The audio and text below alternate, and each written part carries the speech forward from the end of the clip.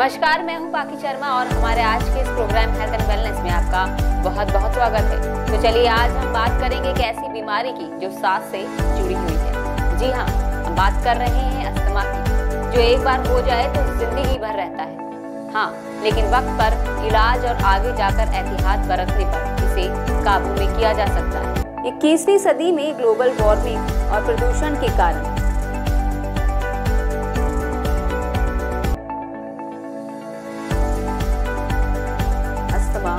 काफी तेजी से फैल रहा है, जिसकी वजह से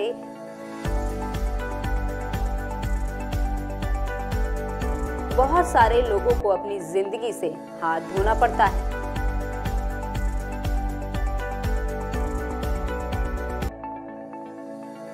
अस्थमा की वजह से उसे कई समस्याएं जैसे सांस लेने, जोर जोर से सांस लेने,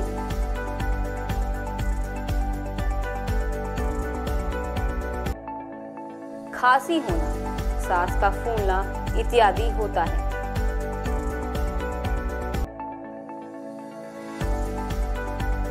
अस्थमा होने पर सांस की नलियों में सूजन आ जाती है, जिस कारण श्वास मार्ग सिकुड़ जाता है। श्वास नली में सिकुड़न के चलते रोगी को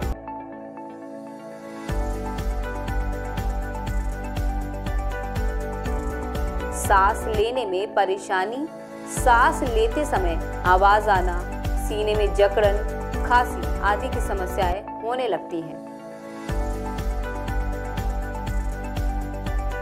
मैं डॉक्टर के शर्मा, मैं एलर्जी एंड श्वास रोग विशेषज्ञ हूँ जयपुर के इटर्नल अस्पताल में। सबसे पहले तो आपको दिवाली की शुभकामनाएं। दिवाली का मौसम बहुत सारी खुशियाँ लाता है, पर इसके साथ ही जैसा कि हम देख रहे हैं वातावरण में इस वक्त बहुत ज़्यादा धुआं रहता है, बहुत ज़्यादा धूल मिट्टी रहती है और इस मौसम का बदलाव होता है, तो इस समय वातावरण में परागकण भी बहुत ज़्यादा रहते हैं। तो इसके कारण वो लोग जिनको एलर्जी है या सांस की दिक्कत रहती है या जिनको इन चीज़ों से एलर्जी होती है या मौसम के बदलाव में के साथ में दिक्कत होती है, उनको इस सीज़न के अंदर दिक्कत होने की संभावना काफ़ी ज़्यादा रहती है। तो मैं एक संदेश देना चाहूँगा उन लोगों को कि आप सबसे पहले अगर घर पे सफाई कर रहे हैं तो मुंह पे कपड़ा बांधें। इसके अलावा जो आप सफाई कर रहे हैं, धूल को उड़ा रहे हैं, सूखे कपड़े से ना उड़ाएं, गीला कपड़ा काम में लें।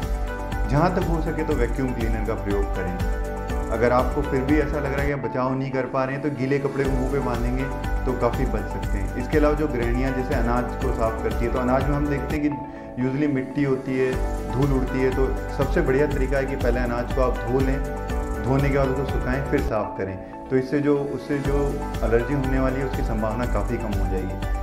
सबसे महत्वपूर्ण है कि अभी हम लोग पटाखे छुड़ाएंगे क्योंकि हमें सेलिब्रेट करना है। तो वो लोग जिनको धुएं से एलर्जी होती है या जो बहुत ज़्यादा एलर्जिक हैं या जिनको जुकाम रहता है या जिनको अभी बुखार हो रहा है, वो इससे दूर रहें। और मैं यही सलाह दूंगी वो पटाखे ना छुड़ाएं तो बेहतर रहेगा। दूर से देख के आप एंजॉय करें, ऊपर देखिए जो दूसरे लोग पटाखे छुड़ा रहे हैं उसको देख के आप आनंदित हो सकते हैं, पर फिर भी आपको पटाखे छुड़ाने तो मुँह पर कपड़ा बांधें। और इसके अलावा वो पटाखे ना छुड़ाएं जिनमें बहुत ज़्यादा धुआं आता है। वो पटाखे बेहतर हैं जो ऊपर जाते हैं, ऊपर जाके रोशनी करते हैं और नीचे धुआं कम करते हैं। तो मैं सलाह दूंगा ऐसे पटाखों का उपयोग करें। और अगर फिर भी आपको ऐसा लगता है कि आप इससे मान लीजिए पटाखे छुड़ा रहे हैं या आप धूएं के संपर्क में आए तो आपको सिम्टम्स बढ़ रहे। सिम्टम्स जैसे मैं बताऊँगा जो डेंजर साइंस हैं, सांस का भरना, तेज बुखार का आना, ऐसी खांसी जो ठीक नहीं हो रही है तो तुरंत अपने चिकित्सक से संपर्क करें। और खासकर अस्थमा के मरीज जो इनहेलर ले रहे हैं वो अपने इनहेलर को बिल्कुल बंद ना करें, रेगुलर लें। और हो सकता है आपको डोज बढ़ानी भी पड़े, और विशेषकर वो इनहेलर जिनको आपके डॉक्टर ने बताया कि जब भी दिक्कत हो बताएं तो उनको अपने पास हमेशा रखें। मैं आपको ये संदेश देना चाहूँगा, इन सारी सावधानियों का पालन करें और दिवाली का मजा उठाएं। हैप्पी दिवाली। क्या है अस्थमा? अस्थमा सांस से जुड़ी बीमारी है जिसमें मरीज को सांस लेने में तकलीफ होती है। इस बीमारी में सांस की नली में सूजन या पतलापन आ जाता है। इससे फेफड़े पर अतिरिक्त दबाव महसूस होता है। ऐसे में सांस लेने पर दम फूलने लगता है, खांसी होने लगती है और सीने में जकड़न के साथ साथ घर घर की आवाज आती है। अस्थमा किसी भी उम्र में हो सकता है। क्या है अस्थमा के लक्षण? सांस फूलना, लगातार खांसी आना, छाती घड़घड़ाना यानी छाती से आवाज आना, छाती में कफ जमा होना, सांस लेने में अचानक दिक्कत होना।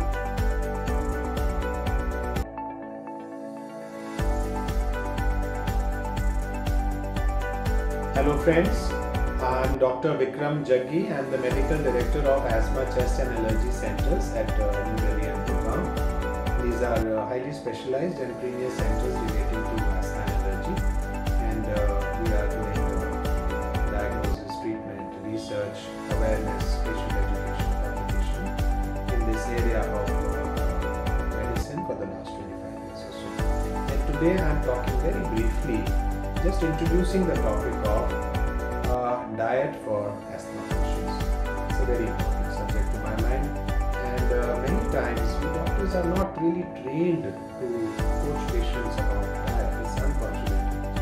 In some diseases, diet is of paramount importance. Diabetes, for example, if a doctor is not willing to teach about diet, he better not treat diabetes. Similarly, for asthma, that is important. Not as important as it is for diabetes, but very important.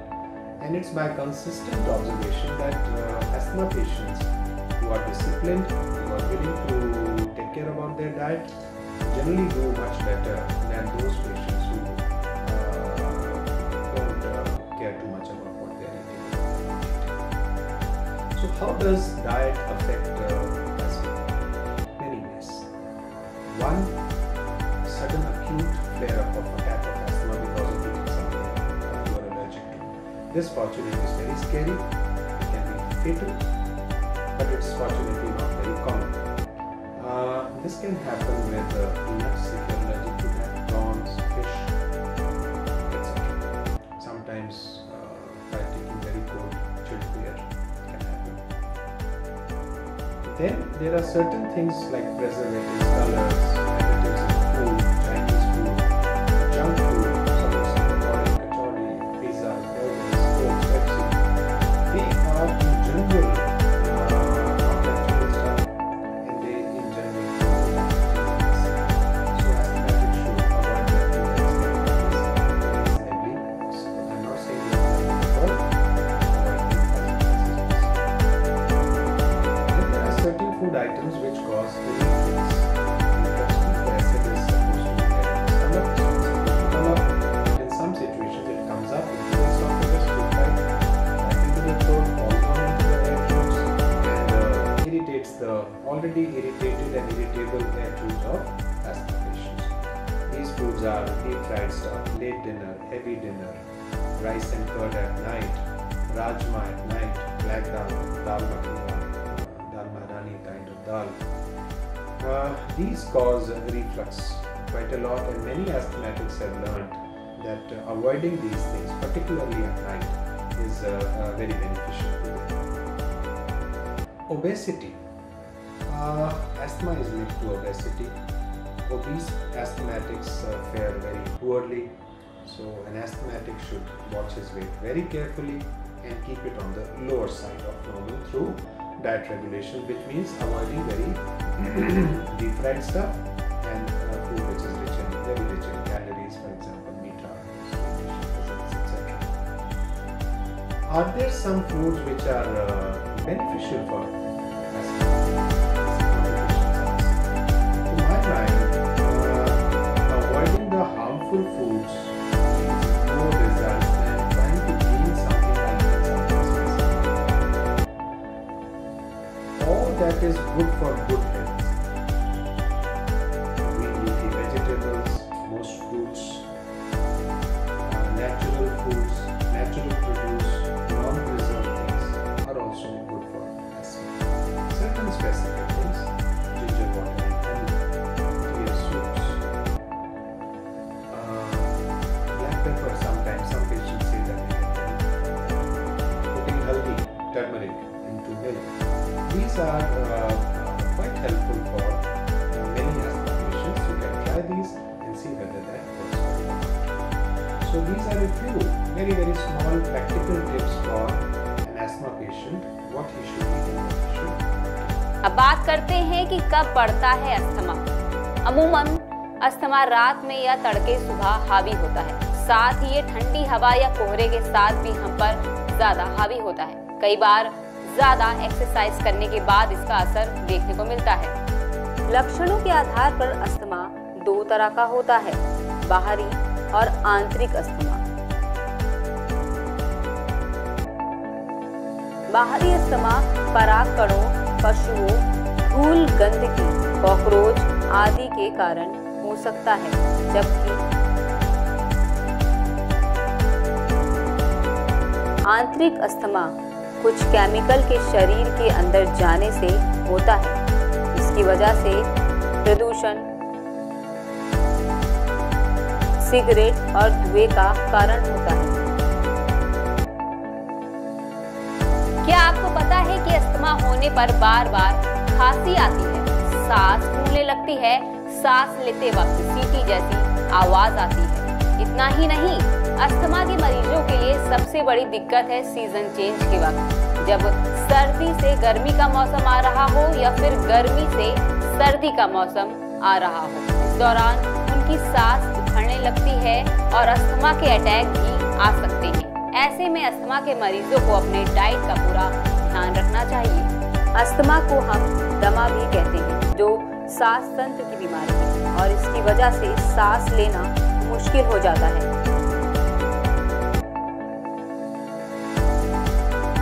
Asthma की बीमारी में श्वास मार्ग में सूजन आ जाती है, जिससे वो संकुचित हो जाता है।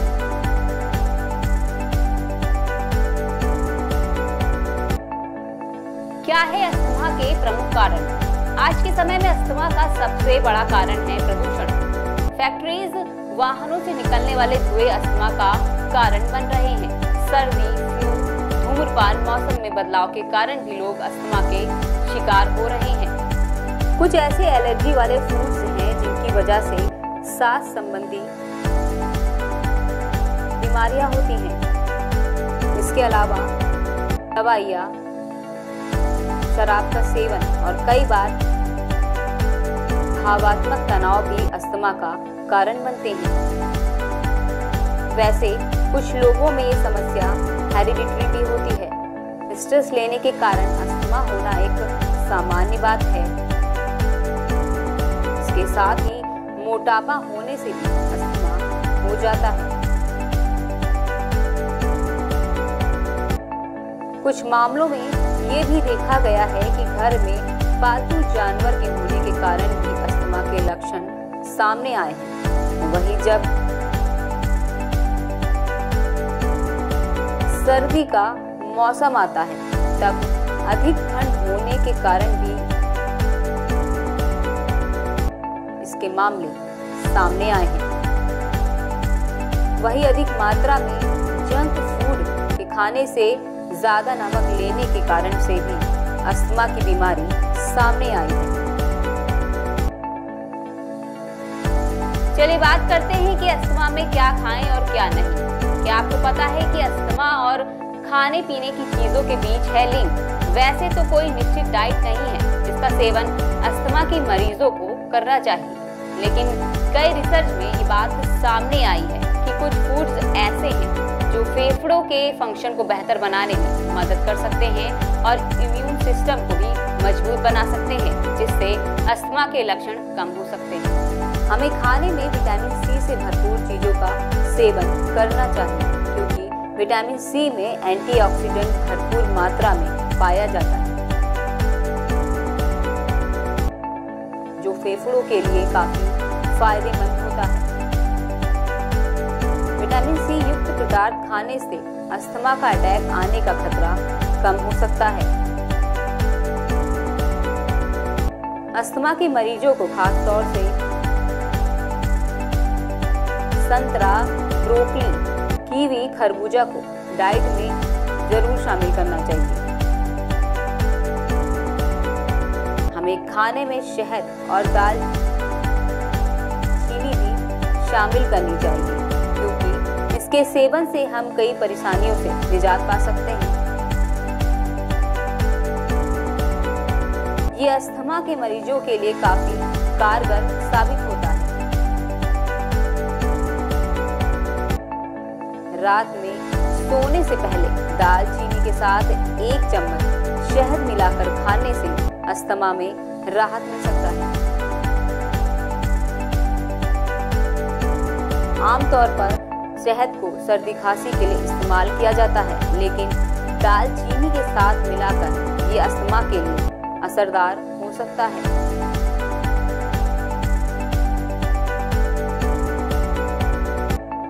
इसके साथ ही तुलसी का सेवन करके भी हम अस्थमा से निजात पा सकते हैं,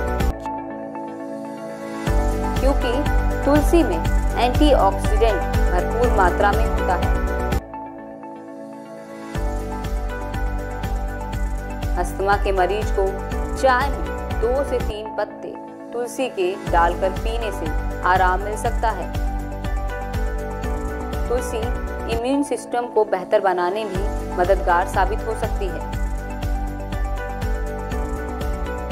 अस्थमा के मरीज कॉफी या ब्लैक टी का सेवन करके काफी राहत पा सकते हैं। नमस्कार, मैं डॉक्टर के शर्मा। मैं इटर्नल हॉस्पिटल जयपुर में श्वास रोग विशेषज्ञ हूँ। जैसा कि आप लोग जानते हैं, हर मई के पहला जो मंगलवार होता है उसको वर्ल्ड अस्थमा डे मनाया जाता है। ये ग्लोबल इनिशिएटिव ऑफ अस्थमा की जो सोसाइटी है उसके द्वारा मनाया जाता है, ताकि हम अस्थमा के प्रति लोगों को जागरूक कर सकें और अस्थमा के बारे में जो भी नई चीज़ें हो रही हैं उनको डिस्कस कर सकें। तो इस साल ये जो वर्ल्ड अस्थमा डे है ये 7 मई को आ रहा है। तो मैं अस्थमा के बारे में आपको बताना चाहूँगा। अस्थमा, जैसे कि आप जानते हैं कि सांस की नलियों की बीमारी है। इसमें जो आपके फेफड़े या सांस की नलियाँ ये बहुत ज़्यादा हाइपर सेंसिटिव हो जाती हैं, जिससे किसी भी ट्रिगर या कारक के संपर्क के आने पे वो सिकुड़ जाती हैं और मरीज को सामान्यतः हम देखते हैं कि सांस में तकलीफ होती है और सीने में जकड़न होती है, खांसी का आना।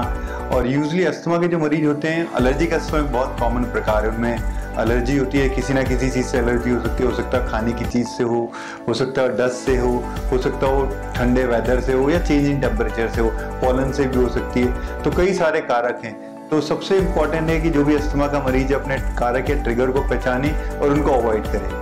इसके बाद एक अस्थमा के लिए जो विशेष जांच होती है, जो मेन जांच होती है पल्मोनरी फंक्शन टेस्ट या फिर स्पायरोमेट्री। इसके अंदर हम एक मशीन होती है, उसमें मरीज को फूंकने के लिए कहते हैं और उसकी हम लंग की कैपेसिटी देखते हैं। और अगर दवाई देने पे ये लंग की कैपेसिटी बढ़ती है तो इसे हम रिवर्सिबिलिटी कहते हैं और अस्थमा के मरीज में कॉमनली पाई जाती है। अस्थमा, जैसा कि हम देखते हैं, विश्व के लगभग 5 से 10% जनसंख्या इससे ग्रसित है और प्रति वर्ष लगभग 2 से 2.5 लाख लोग इस बीमारी से मरते हैं, जिनको हम अच्छी तरह से बचा सकते हैं। और लगभग 40% अस्थमा के ऐसे मरीज होते हैं जिनका अस्थमा कभी ना कभी अनकंट्रोल रहता है। जबकि आप अगर हम मेरे से माने, अस्थमा की जो मुख्य दवा है वो है इनहेलर्स। इनहेलर्स जो है, जिनसे अस्थमा 2 तरह के होते हैं इनहेलर्स। एक होता है कंट्रोलर और एक होता है रिलीवर। रिलीवर वो इनहेलर होते हैं जो हम देते हैं जब अस्थमा का अटैक आए, जो रिलीव कर देते हैं सिम्टम्स को।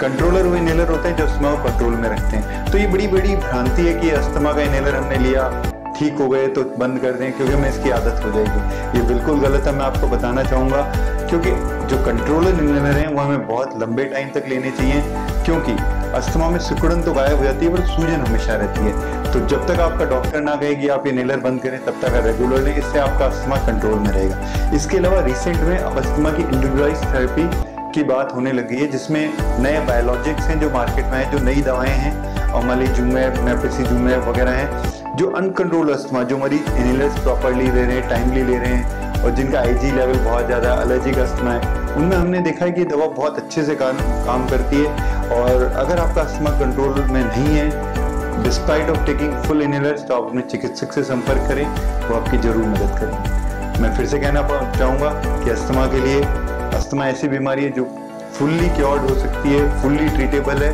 ख़त्म नहीं हो सकती है। आप दवाई लेंगे तो इसका एक तरह से पूरा क्योर हो जाएगा, पर दवाई छोड़ने के बाद बहुत कॉमन है कि वापस आपको बीमारी है, इसलिए रेगुलर ट्रीटमेंट लें, डॉक्टर की सलाह के अनुसार लें। धन्यवाद। अस्थमा को ठीक करने में ब्रोंकल थर्मोप्लास्टी सर्जरी भी ऐसा एक तरीका है जिसमें मानव शरीर की एयर वॉल के दायरे को फैलाया जाता है और उसमें मौजूद मसल्स को मुलायम किया जाता है। इस सर्जरी को अस्थमा की खतरनाक स्थिति में किया जाता है। इस तरह से ब्रोंकल थर्मोप्लास्टी सर्जरी दमा की बीमारी को कंट्रोल करने का बेहतर तरीका है।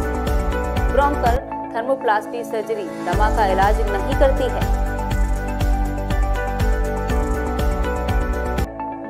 बल्कि ये फेफड़ों की मांसपेशियों को सिकुड़ने की एक प्रक्रिया है, जिसमें कि अस्थमा से पीड़ित व्यक्ति के लिए सांस लेना आसान हो सके। दमा के मरीज को हेल्दी रहने के लिए समय समय पर वैक्सीन लेनी चाहिए। सभी लोगों के लिए अस्थमा से बचने के लिए अस्थमा ट्रिगर को पहचानना काफी जरूरी है। अस्थमा से पीड़ित व्यक्ति के लिए योग करना, जैसे धनुरासन, उष्ट्रासन, शवासन, ये लाभदायक होते हैं।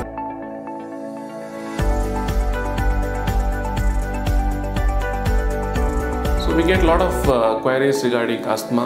So what is asthma? How to prevent asthma attacks? So what are the different modalities of treatment? Is there anything else available apart from the inhalers? So let's go through the topics and answer these questions one by one. So asthma is a chronic inflammatory disorder of the airways. So in airways of the human beings, basically we have two lungs and we have a breathing tube called as the trachea here, which divides into bronchi and subsequently divides into multiple segments and opens up in air sacs called as alveoli inside the lungs. And the gas exchange of oxygen and carbon dioxide takes place in the alveoli. So this is how the respiratory system works. In patients with bronchial asthma, these breathing tubes are lined with a mucosal layer, and the mucosal layer inside these breathing tubes is subsequently surrounded by a smooth muscle layer.